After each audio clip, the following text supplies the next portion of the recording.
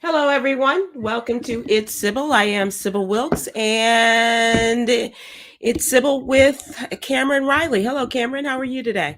Hey, Sybil. I'm doing very well. How are you? I'm okay. A little scattered, but other than that, I'm good. Trying to keep up with all the things that are going on. How are things in summertime in Chicago? Oh, summertime. Chicago is in full effect. The humidity is in full effect. It is a walkout and perspire type climate. I would also say that it is sunny with a chance of migrants today. That They are seems to out be in here. a lot of cities, huh? Yeah, they are out here. They are everywhere, and I just try to be nice and approachable, just to Are be a you good sponsor. traveling in neighborhoods where they have been housed, such as Chicago Public Schools? I believe there's a public college that's been used to house families, migrant families that I heard and read about. Are you near those places? Yeah, so a lot of my work in the public sector has me visiting these different places. My office at UIC is quite close to the Honduras consulate building, Hmm. and migrants from Honduras were there in droves.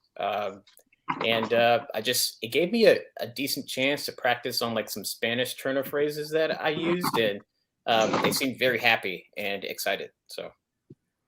Have you had any personal interaction in terms of them coming to on the UIC campus? And we Yeah, should tell people it's University of Illinois at Chicago campus. right. Yes, this is the campus in the downtown area, in the Loop, as they say. And yes, there have been some migrant. There have been some migrants of all ages, of all walks of life. I mean, it's like a very diverse swath, and most really just like seeking public services or seeking aid from just like the various entities that we have on and off campus. Very close to the city center, and it's just given me a chance to just to converse with some of them, try and ask how far they've come, and welcome Mhm. to Chicago, give them a good old bienvenidos. Bienvenidos. Okay, that's nice. Welcome into Damon. Damon, how are you? I am fantastic. Glad to see you both. It's been a while. It's good to see you too. Um, uh, Cameron was just telling us about his interaction with migrants that have been bused or however they have traveled to the city of Chicago. Have you had encounters with them? No, I can't say that I have, but I've been moving around a lot. I do know that there are some people that are very upset about the fact that they're going to be monies allocated or allocated for that, and people are saying we need the money for our own community citizens, but I haven't had any interaction at all. Got it. Got it. It's an interesting prospect. Having migrants in the state of Texas, not unusual. And we're still seeing places where it is a little bit more unusual. And we'll talk about that during our trending topics about the governors such as Ron DeSantis not just busing them as they have from Texas, but flying them to other parts of the country to set up their new lives, as it were. So, an interesting take on all of this and how it's being accepted by people around the country as well. Let's talk about the What You Need to Know newsletter. This is our Monday through Friday effort to super serve the African American community with our news, and it is absolutely free. We'd love to have you subscribe. Please go to SybilWilkes.com, give us your name and your email address, and we'll have it in your email box every Monday through Friday morning. We do have a number of areas that we touch on every day, not the least of which are the little known Black History Fact, the HBCU Corner, politics. Black Health Matters has a column there, as well as social justice, LGBTQ plus, and mental wellness. And it's chock full of information. I think you'll find it interesting. Um, I don't know if you like this, Cameron, but I think of you as of our statistician wonk if you will, statistics wonk, because you have an ability to choose stories to report on that make my eyes glaze over when you're talking about 0.9 percentage points and things like that. But it is appreciated that you do take this on. And in this case, in this particular issue of the What You Need to Know newsletter, you do talk about Black folks and the unemployment figures, which at one point it was very exciting because the numbers were going down as far as the number of unemployed in our community, Black men and Black women. And now it's going back up again. So is it a seesaw, or are we going to see some leveling off here? What do you think? Yeah, and Sybil, funny you mentioned, like these very small shifts in numbers can easily represent hundreds of thousands of Black people. And in May's job report, unemployment went down for almost all demographics, but it tipped upward just 1%. And half of all of the recently unemployed workers are Black. So we need to ask ourselves in these economically troubling times, how does inflation really affect Black people?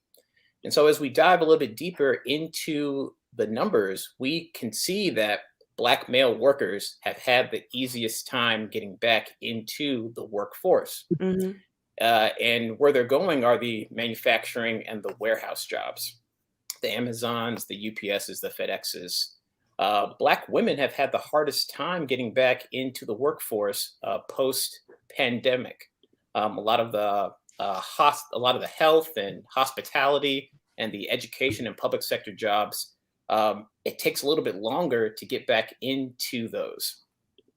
And so economists tend to agree that the unemployment rate will shift back down to pre-pandemic levels, but we know as Black people that these warehouse and manufacturing jobs, you can't quite raise a family on those. You can't quite build wealth on those. So where are the opportunities for, the package handlers to become forklift drivers, to become truck drivers? Where is the access to education to create more of these financial sustainability opportunities? And the real high-paying jobs. Right.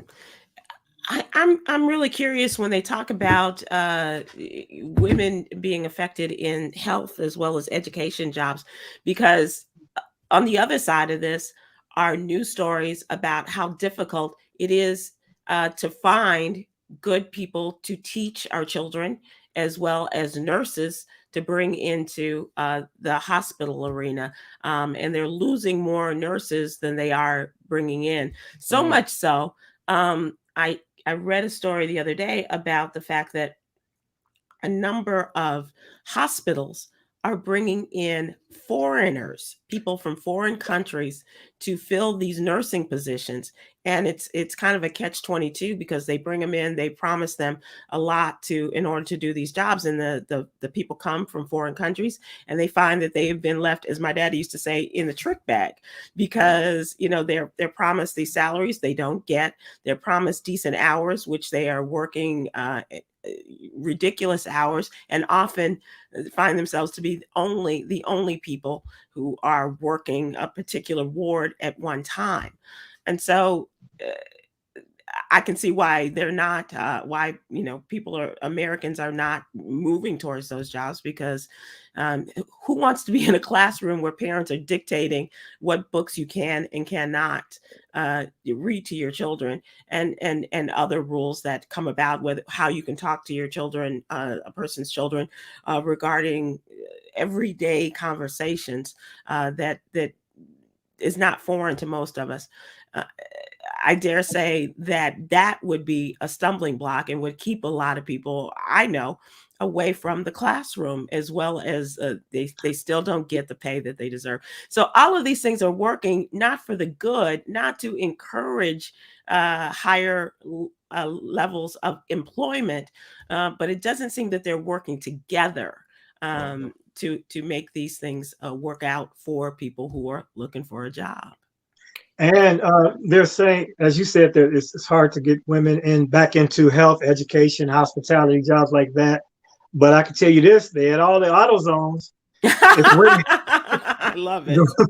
Now women are working at the auto parts store, man, at an exceeding rate.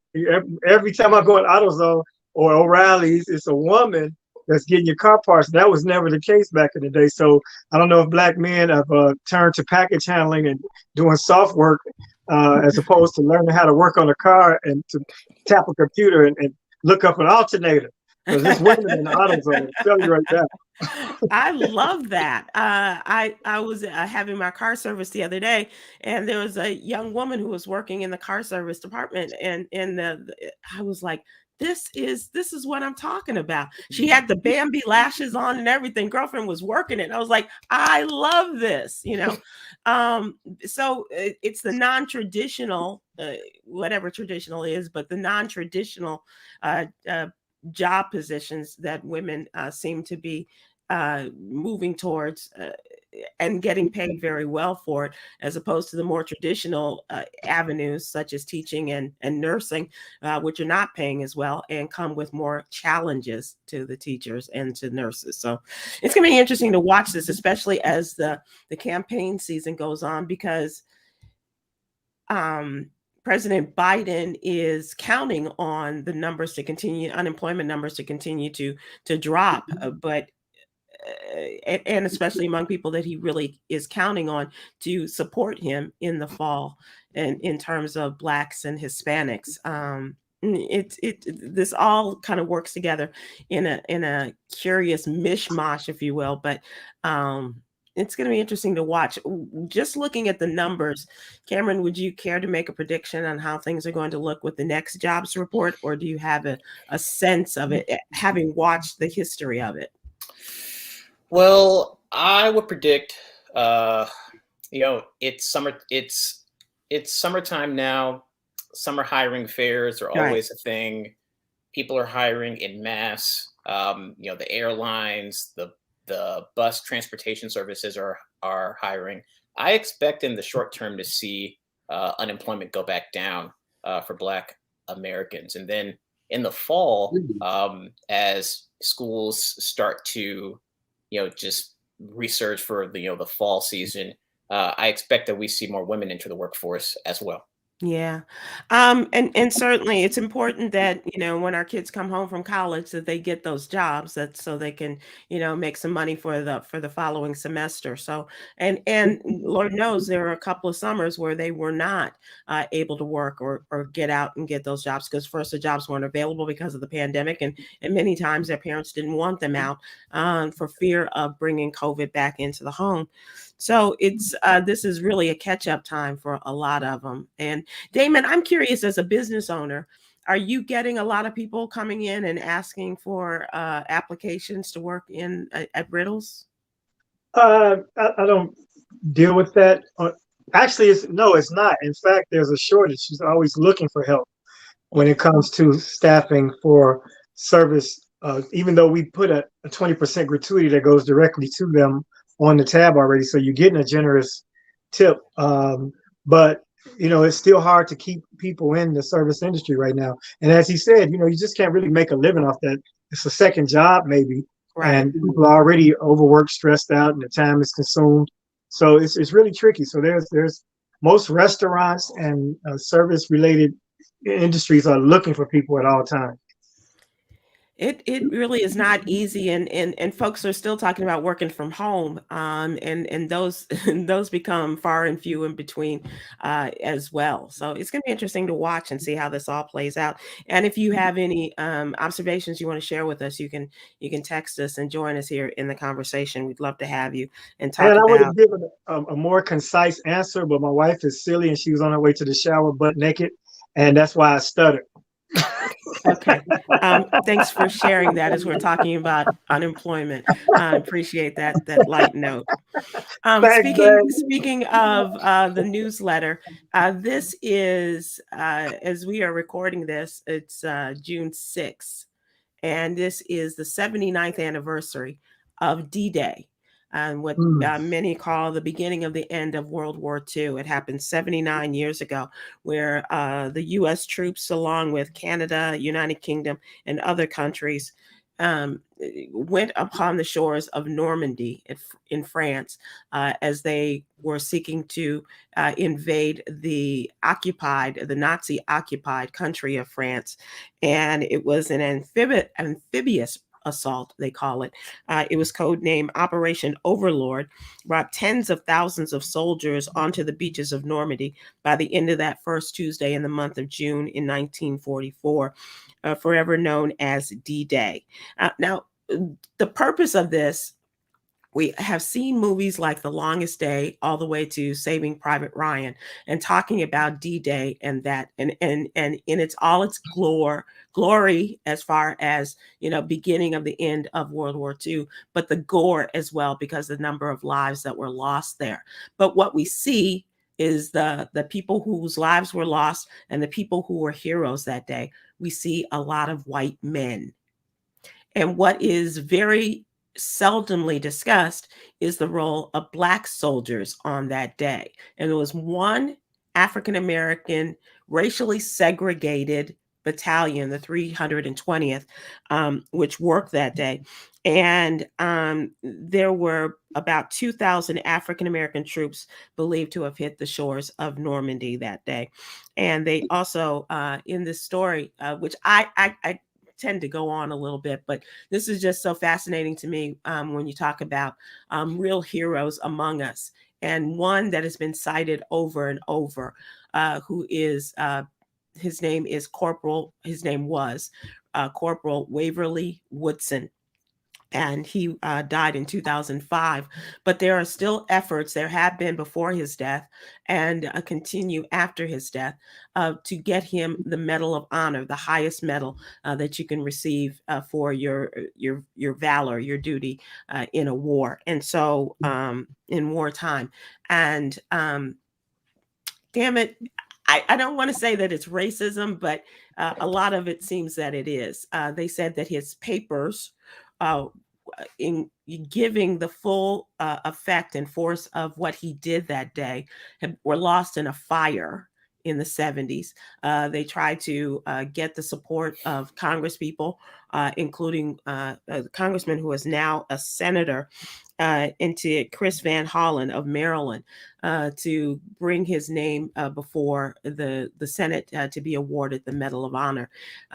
He did not live to see this. His widow said that if he is ever going to be awarded this, she will give the Medal of Honor to the African American Museum so that people can see what this looks like. So let me just give you an idea about this man who was a corporal. He was a medic, and he set up a medical aid station. And for the next 30 hours, he went about removing bullets, dispensing blood plasma, cleaning wounds, resetting broken bones, and at one point, amputating a foot. He also saved 4 men from drowning, administering CPR, hello, American Heart Association. And he also was wounded in the groin and the back. And so he not only took fire, but was helping those who were greatly harmed, even more so than he was. This is what Little Known Black History is all about. And whenever there's an opportunity for us to point out people who made a difference and who represented our people, we're going to put it in the newsletter. And sometimes we may take humor in this, but there are real life situations, and people don't know of these others. Just heard a story about a 102-year-old veteran who traveled to Normandy just the other day with his son, a Black man who served on that day in Normandy on D-Day. And so if you have these stories, let us know. I love to bring it to the general public and let people know, and also to give them their props and to have people know that we were there and that we were represented well as for his family and doing things for his country. And when he returned, he was not given the same respect for his duty. So salute to you, Corporal Woodson. And we'd love to hear from other people about members of their families or the stories that they have heard about others. That's the kind of thing we talk about in the What You Need to Know newsletter about what's happening in the African American community, as Tom Joyner taught us to do, to super serve. And so that's what we try to do. Cameron is our political contributor. And as I mentioned, we have LGBTQ plus, as well as social justice and mental wellness. And it's a free newsletter. So please go and subscribe, and we will have it in your email box. And when you get it, please open it. Thank you very much. Yeah, you would think French people would be more polite to us. Well, I gotta say, and I didn't get a chance to talk to him, but my cousin told me that his dad was lauded by the French people for his actions during World War II as an American serviceman. And I'm not real sure what his duty was, but I promise you, as we continue along, I will and make my Uncle Clarence's work and his work as a soldier in the American military, make it known what he did and how he was welcomed and awarded by the French people. So that's just a little something that we try to do here. So my question today for the what's really going on question of the day: all presidential candidate talk and attention is being given to the Republican candidates. Former Vice President Mike Pence and former New Jersey Governor Chris Christie have filed their paperwork to jump into the Republican primary race, but little to no attention about the third party candidates, and the latest of which is Professor Cornel West. Dr. West said he will run as a part of the People's Party, which was founded by a former campaign staff member for Senator Bernie Sanders. Sanders is supporting Joe Biden. He's not going to be in that third party run. So let me ask you, and ask you two gentlemen, as well as the people that are watching today, will you consider voting for a third party candidate? Is that a lost vote for you, or a wasted vote, as some people have said? And if you could make a difference, who would you nominate for that third party run? Yeah, I mean, such a tough question, just like knowing how the political system works, and like me being in a democratic city and like a democratic state, and like knowing how that works. It's a very tough question. But seeing like Cornel West, throw his name in the gauntlet, throw his afro in the race. Yes. Really changed everything for me. Because I just want to see him on the debate stage. Mm-hmm. I mean, you can't debate like with Cornel West. Right. No one else is qualified to do that. Right. And I would love to support him. Maybe even volunteer for his campaign. Mm-hmm. But when it comes down to like, checking the vote, I'm not sure. I'm not sure. Right. Getting on the ballot is really tough as an independent. They don't make it easy for you. And then, of course, as you mentioned, the rules for debate are kind of flexible too, but making it a challenge. I know that they're doing that, especially among the Republicans, making them sign a pledge that they have to have so many new donors, like 40 to 50,000 donors. They have to have so much popularity in the polls that are made, and they have to also say that they will honor the person that is ultimately chosen as the Republican candidate. They will support that person.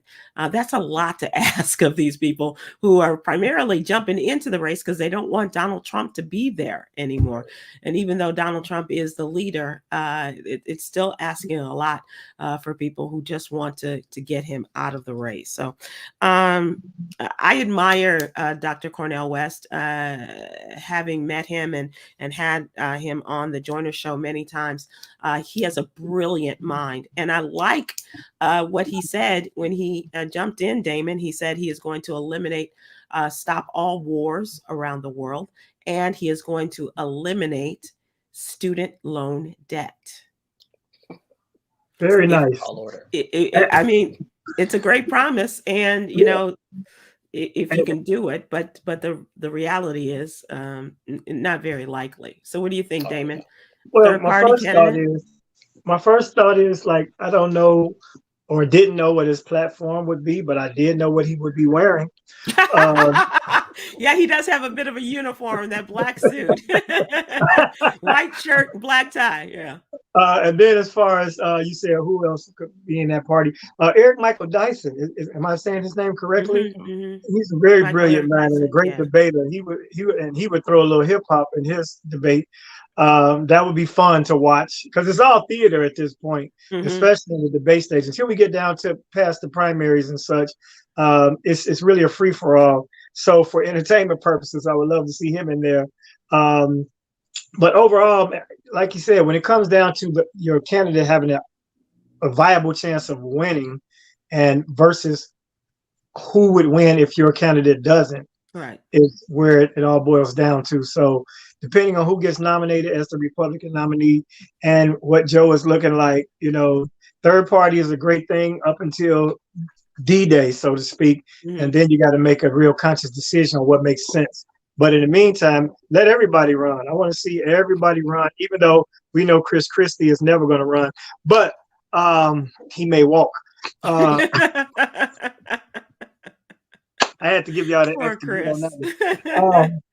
Yeah, but it's just an interesting time. It's really kind of a scary time because all of the Republican choices are scary, and then Joe being the only viable winner is kind of scary too because of his age and his advancement in age. Um, what if something happens with Joe? What is our alternative? Why aren't we grooming his replacement or his predecessor, or I should say, whoever's to come after? And I know that he has a vice president, but we haven't seen or heard much from her during this whole run. So we need to see what's going on. We need to have some viable options. I liked Cory Booker when he was running. Hmm. You know, uh, Jeffries is a very good choice. Yeah. Yeah. If he was to The be minority leader in the Congress, in the House. Yeah. absolute, that would be just from listening to him speak and his grasp of topic is very encouraging. I just don't know if he has the political clout yet to get there, but he should be somebody we're really looking at in the future. And we might have to succumb to 4 more years of something else until we get to who we're trying to get to. Because, like I said, if it came down to you have to vote for Joe Biden, then that's probably the choice if that's the way you're leaning. Hmm. But we need to be grooming his replacement right away. Yeah. And I think they are, Damon. I think that when you look at people like those that he put on his cabinet, I think Secretary of Transportation Pete Buttigieg probably is being groomed for a higher office. He ran against Joe Biden during the primary, of course, in 2020, and was one of the early ones to come out and give his support to Joe Biden. And Joe Biden rewarded him when he became president with the secretary position for transportation. And you know who I like, and I'm not sure whether he wants this, but I hope that there will be room in the future in the Democratic Party for him, if not in the third party category in the run there. And that's Wes Moore. He's the current governor of Maryland. I am a big Wes Moore fan. Met him years ago when he wrote a book called The Other Wes Moore, which was fascinating. But now he has taken his life, as a White House fellow. He's served in the military and has started a nonprofit and done so many different things in very different areas of the economy of business structure, that he has tremendous amount of experience at a relatively young age, and really still has kept his heart open and full for doing things for the less fortunate among us, and also remembering Black history and the things that he did during his campaign as well as his inauguration. So I'm a big Wes Moore fan, and I will always, always, always support Kamala Harris. And I think that's incumbent upon us to report to people what she's doing on a regular basis, because she is out there working, and she is now become a real force for women's reproductive rights. as well as a number of other things. But perhaps, Cameron, we don't do enough in pointing this out in the newsletter, what she is doing on a regular basis to let people know that, yes, she is not only the vice president, and you know how people feel about the vice presidency, that they are, you know, there to go to funerals and out of state, out of country funerals and what have you, but it's also and as we've seen the vice president kind of the role kind of grow in esteem as well as power, she is one of those to be a force to be reckoned with. And I hope that she will also get her chance to run for president again and do it this time. I'm not saying as a third party, but just as Damon mentioned, what's she doing? Yeah. Also, we do need to see an emergence of a third party where it can be taken serious, where it gives us options to break the cycle of division that we're dealing with. I was curious if you have any other women candidates in mind, of color or otherwise, that are on the radar for you, Sybil, or either.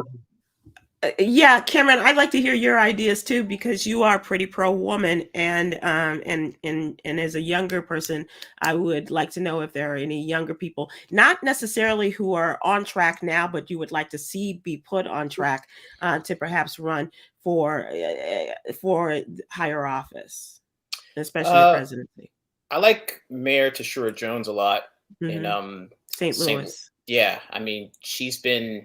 I mean, talk about just like not being covered. I mean, she's been like battling with the state for control of her own police department. Yeah. Just really just like deadlocked with like literally going up against the man. And she speaks truth to power. She puts it in like accessible, plain language. And she doesn't put on airs. You know, I think that she's still very grounded. So I would hope that she would be, you know, welcome into the, you know, Democratic inner circle and just be given more opportunities to be on the international stage. And tangent to that is Cori Bush, the congresswoman from St. Louis, who is a part of the squad, as they call it, the more progressive members of the United States Congress. Yolanda, can we see that? Rose McCall on Facebook says Eric Mays needs to run for president. He will get some things straightened out, maybe.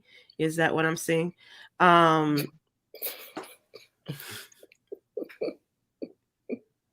Yes, Cameron.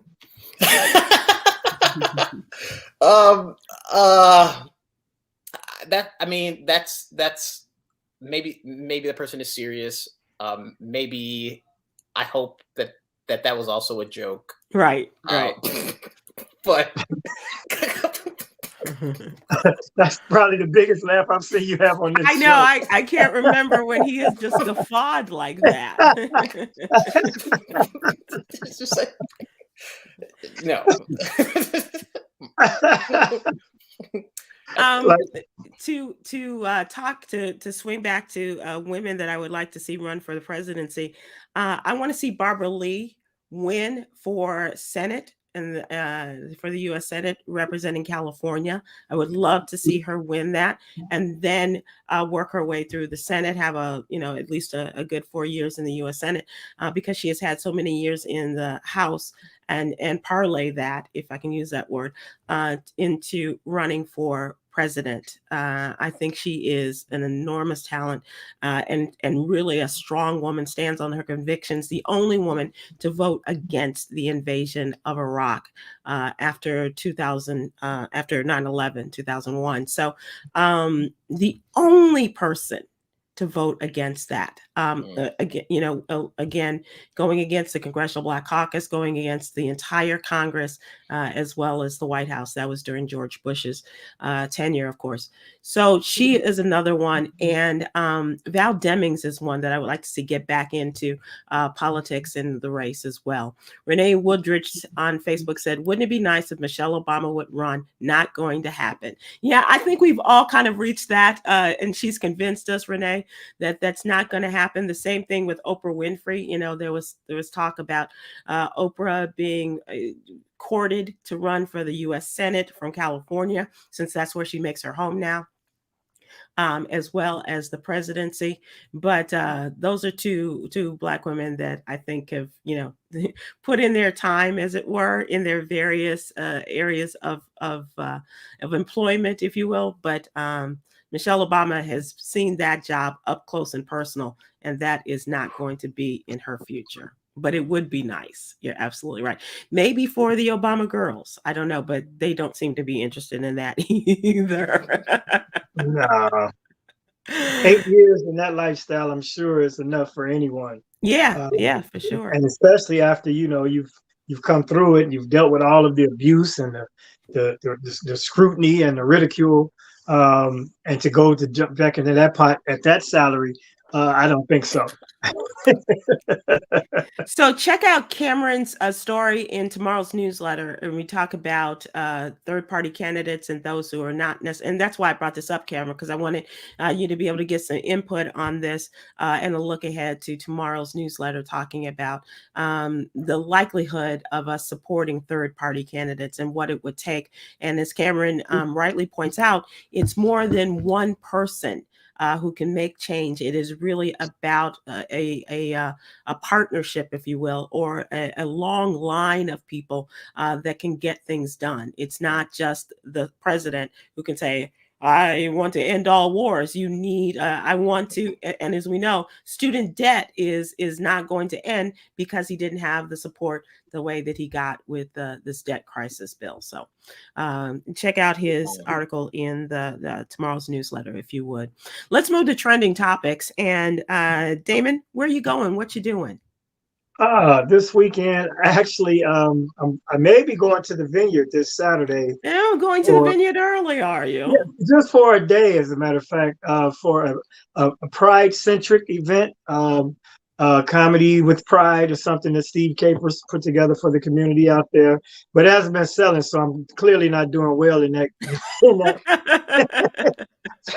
So if anybody's interested in coming to the Strand Theater for that, by all means do so. Of course, on the 14th, Wednesday the 14th, I'm doing my first of the series of city winery dates. So awesome. Summer at the City is June 14th. And of course, I'll be at Riddles this Friday. Awesome. I will tell you that I was able to go to the City Winery in Atlanta on Friday to see one Mr. J. Anthony Brown film his first stand-up special that he's hoping to sell. That was awesome, with Myra J. opening, one of his opening acts. And then Saturday night, we drove to Killeen and saw Two Funny Mamas on stage. Wow. And that was a real eye-opener, that club, as well as to see them work that room the way they did in some interesting circumstances. But the people of Killeen, it came out for them. They really showed their love for them. Good. And That's good to hear. Two Funny Mamas, of course, Sherry Shepherd and Kim Whitley. And that was a great time. So, Cameron, what are you working on? Oh, summer is so busy in the neighborhoods of Chicago. There's so many festivals. People are out putting on different things. I organized like a bit of like a summer enrichment series to revitalize some of the nightlife on the west side of Chicago. And nice. Those of you who all are familiar, the nightlife in Chicago typically goes with a little bret bret with the side of rat-a-tat-tat. And so we're hoping to just like give people a free space to just gather, connect with one another, and enrich themselves with a little sip and some paint. Oh, paint and sip. Okay. All right. Well, how can people find out more about what you're working on? You can follow me on Instagram at Cameron_Riley. And then that's where I usually post things I'm doing with my job and things I'm doing with my art stuff. Okay. Very good. All right. Nice. Florida officials have confirmed that their state is behind the migrant flights to California as the governor threatens kidnapping charges. California officials have accused the Sunshine State of kidnapping the migrants. And of course, we know about the multiple flights to California in recent days, saying that migrants on board gave their consent. That's what Florida is saying. The governor of California says, nah, they didn't give their consent. The flights have sparked a furious debate and response of accusations of kidnapping from the governor and the attorney general, the Florida Division of Emergency Management said that in an email that Florida flew the migrants to California as part of a voluntary relocation, which is, the same thing, Damon, that you saw. The Florida governor took people from Texas to Martha's Vineyard, as a matter of fact. And that was met with a lot of confusion on the part of the migrants, as well as those at the vineyard who were not prepared for this private plane to land and have migrants get off the plane and not know where to go. It's ridiculous, and it's political theater but they're playing with people's lives. To fly somebody somewhere where they don't know where they're going to land, to have nobody waiting to receive them, that is definitely kidnapping, especially if they didn't give consent. But I mean, to the migrants, they don't mind anything. Clearly, where they left from is worse than where they're going. Right. And hopefully, like Chicago has a real crisis, where we're starting to put people, they're sleeping in police stations and things of that nature. Bus stations, airports, everything you can imagine. So we need to get that back to some of the migrants to let them know that it's not a cakewalk coming over here right now, because it's just not welcoming as it should be. I don't have the answers or a great response to this, because it's just stupidity. And I don't know how we're going to do it. That's just them being ignorant, man. It's ridiculous. Cameron, you want to add to that? Because we did talk about that. And I don't know if Damon was in with us when we were talking about that earlier. But before she left office, the former mayor of Chicago had decided that they were going to use one of the Chicago public schools that was no longer in use as the home, if you will, for migrants. And a lot of people in that community objected to it and didn't understand why they were using that to bring migrants into this primarily African-American community. Also, I want to say one of the local colleges was also being used to house families that had been transported to Chicago as well. It is a situation that just breaks your heart, that you see it on one end at the border, and then you see it on the other end, and you wish that in cities like cities like New York and Washington, D.C., Chicago, you name it, and a lot of cities that are primarily Denver, that are run by Black mayors, are really having to scramble and to find places so that they don't have to send them back to, because obviously there's no place, or the governments that sent them there, the state and city governments that sent them to these primarily or predominantly Black cities or areas, they don't want to have them come back because they don't have any answers either. So they're just kind of shunting them around the country. Yeah, and I know a few people like organizing around these issues in the city, and so I'll try and bring one of them on just to speak to what it's looking like, and how this issue is really sowing some unneeded divisions between Black and brown people. And like from previous articles that we've written, especially with what's going on in the Black and Latino caucus in LA, I mean, we couldn't be more at odds with one another. One of the buildings that they used was my old preschool in the Woodlawn neighborhood on the southeast side. Yeah, so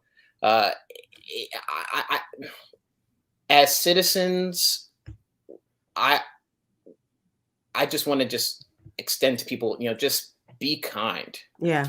Just be kind.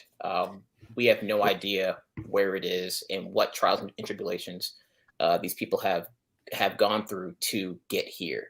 So just be kind. So I don't want to be racist. I don't want to be accused of being ignorant, but I am pleading ignorance in this. When they make these decisions, and these are obviously people from Spanish-speaking countries, wouldn't it make sense to put them in areas where there are Spanish-speaking people who have come from where they come from and can understand the language? There won't be much of a language barrier, and the way of life that they have left, and helping people to establish a new way of life, and make an easier transition for people who are coming to this country. Yeah, and like I'm smiling because like you are 110% correct. Like, yes, absolutely, yes. And which is why I need to get some of my civil engineering friends in on this, because there are population density issues. You know, there are things with how populations of certain areas get calculated. Yeah. Where there are more, it just so happens that there are more underutilized buildings that are in the predominantly Black neighborhoods because a couple of years ago, Rahm Emanuel closed down all of our, and we see these like systemic practices that always end up blowing back on us, which I don't like. Right. And now we're sort of being forced to like, culturally, just like be good stewards. Yeah. And I get that, but there's a certain amount of not in my backyardism, right? NIMBY, as they have called it, not in my backyard, because we don't know these people. They could be criminals. People say we don't understand their ways. They don't understand our ways. But that was the way the people in the old days, minorities forged partnerships in cities like New York or Chicago, or dare say Washington, D.C. or others.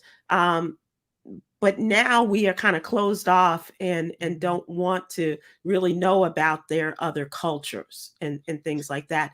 But I think the adjustment would be so much easier.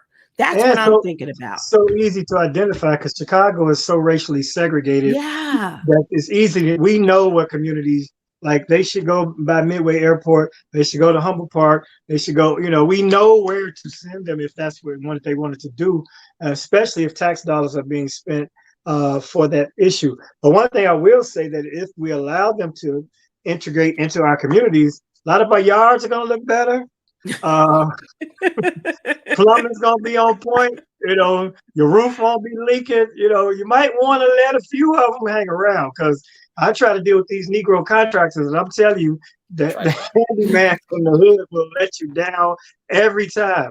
One will show up early, finish early, and get the job done. So keep a few of them no matter where they go.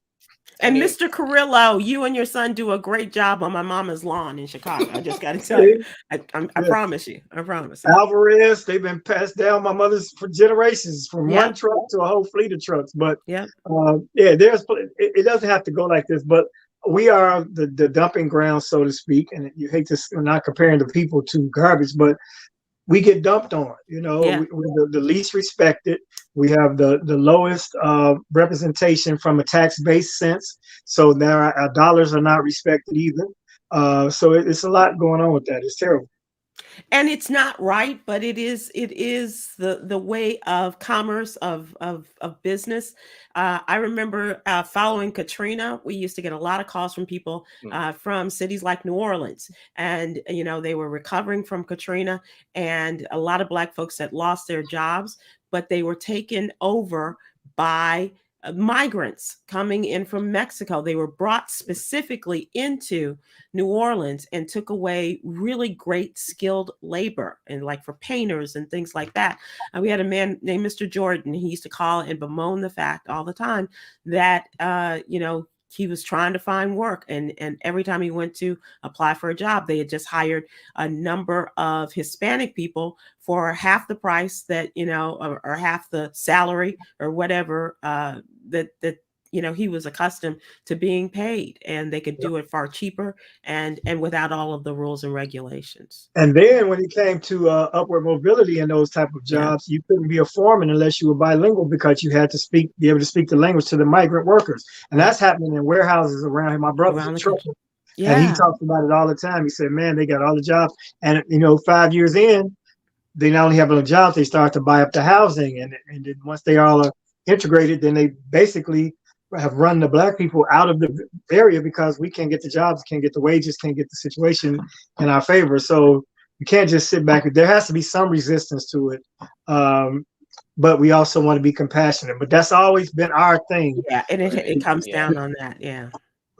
Yeah, it's frustrating, and it's maddening, and I wonder, Cameron, if you and your friends can really get a handle on this. And as you said, it these schools, these empty schools, are now in our neighborhood, so that makes sense. But culturally, and making the transition as easy as possible for people coming from even from Haiti. Haitians are putting them in neighborhoods where they will feel comfort. I'm not sure how many Haitian communities we have in the city of Chicago, or I know we have it in New York. I know we have them, of course, in Florida. Miami. Yeah, but it's just it's quizzical. It really is. We have run out of time for this section, but I really and so I'm going to move this over to the next section in as far as entertainment, because I don't think golf is a sport. I think of it as an entertainment option for people. This came down today, and this is the partnership of the Professional Golfing Association, or the PGA, and the Saudi-backed Live Golf organization are merging, uh, bringing an end to a bitter golf rivalry. And the PGA and the Saudi-backed Live Golf announced a merger in a stunning end to this rivalry on the fairways and a geopolitical stage. A lot of people are angry about the Saudis taking over the golf this golf program, the Live Golf program, because of the history of Saudi Americans and the United States and the attack on this country by members of the Saudi families, the prince, royal families, and what have you, and even the murder of a journalist, Khashoggi, by a Saudi prince. So it was one thing for professional golfers to leave the PGA and to go work for Live, because the money was great. I mean, it was stupid money, right? And there were some stand-up people, I believe, this is my opinion, some stand-up people who stood with the PGA and said, no, we're not going to go there, including Tiger Woods. And there's not much I agree with Tiger on, but that was one thing I did. But now they're in bed together. They have colluded. They are going to work together. And I was talking to a friend of mine, texting back and forth with a friend of mine who was involved in professional golf, and I was like, "What the hell are you people doing?" And he said, "This is the way things are going." I said, "Nobody can." He said, "It's about the money," and the PGA could not afford to keep this case in court, and so, it was about, I guess, coming to their knees and saying, we just don't have it, and we've got to work out some kind of deal with the Saudis and bring these two groups together. It just breaks my heart.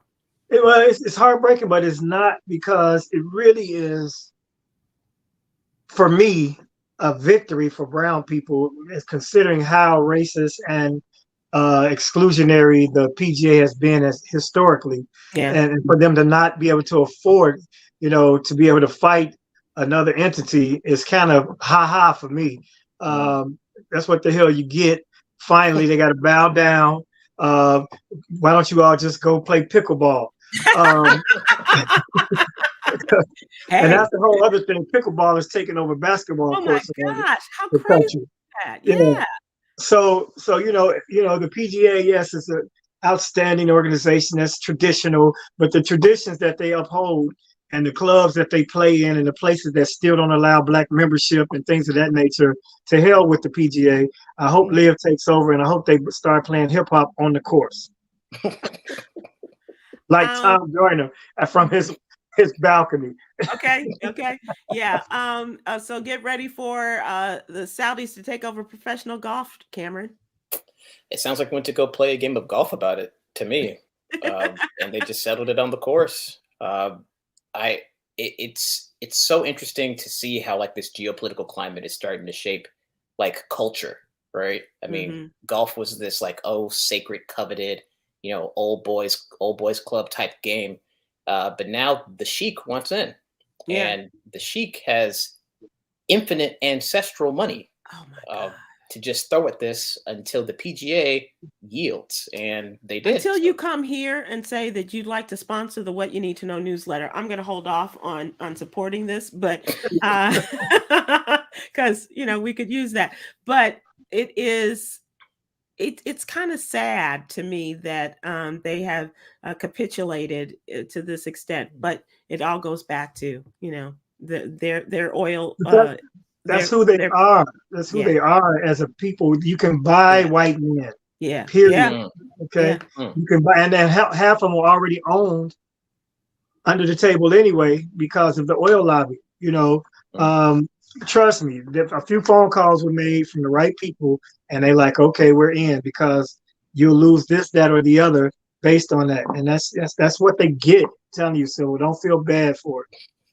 I don't. I feel I don't, and I don't feel bad for Tiger Woods. Trust and believe. I feel bad for the people who feel as though their history of losing people in 9/11, their people, families of Adnan Khashoggi, who was killed by the Saudis, and those of us that are paying, up to here for gas, for the oil that's coming from their countries. I feel bad for them. And that has nothing to do with the sport itself. That's where I agree with you. But other than if they bought the NBA, then I'm like, hey, hold up. That's how hold up there. Start changing the NBA, but we're talking, or if they do it to the NFL, I'll be happy to see it as well, because it's another good old boy, exclusionary, elite, white, male dominated hierarchy that needs to succumb to some other people for a change. And it'd be a welcoming change in my eyes. Interesting discussion. I'm glad we did move this to entertainment. And I do want to say that one of my, as also a part of entertainment, one of my favorite TV shows is coming back. Disney has announced the second season of The Wonder Years will be returning this summer on ABC, and the premiere will be Wednesday, June 14th. This is the Black Wonder Years. It is such a good show. I absolutely love it. It took the place. Its place was taken by the very entertaining and very popular Abbott Elementary. And I dare say if Abbott Elementary had not become the big success that it was, the Wonder Years would have come back sooner. But they are here this summer. This original coming of age comedy talks about the Williams family during the late 1960s, growing up in a Black middle class family in Alabama. It is so good. Check it out. I can't wait for it to come back. And it's a really great show. Dule Hill plays a father, and a young man named EJ Williams plays Dean, the main character. So check it out if you have not seen it already. Wonder Years Black Folk Style is coming back very soon. We're gonna check out with our Jewel. And this week, the theme is about grieving, and it's a really interesting timing for a lot of us. But today's Jewel says that grieving is a natural part of healing. Be gentle with yourself. And I dare say we shared that with a number of people, and it has hit home for a lot of us. So take a look at our Yogi's Jewels every day in the What You Need to Know newsletter. Guys, thank you so much. I'm glad we're all back together again. It's great to see you, and we look forward to joining you again soon, and also the return of our producer friend, Ahmed Gordon. Thank you, gentlemen. Thanks, everybody, for watching. Aloha.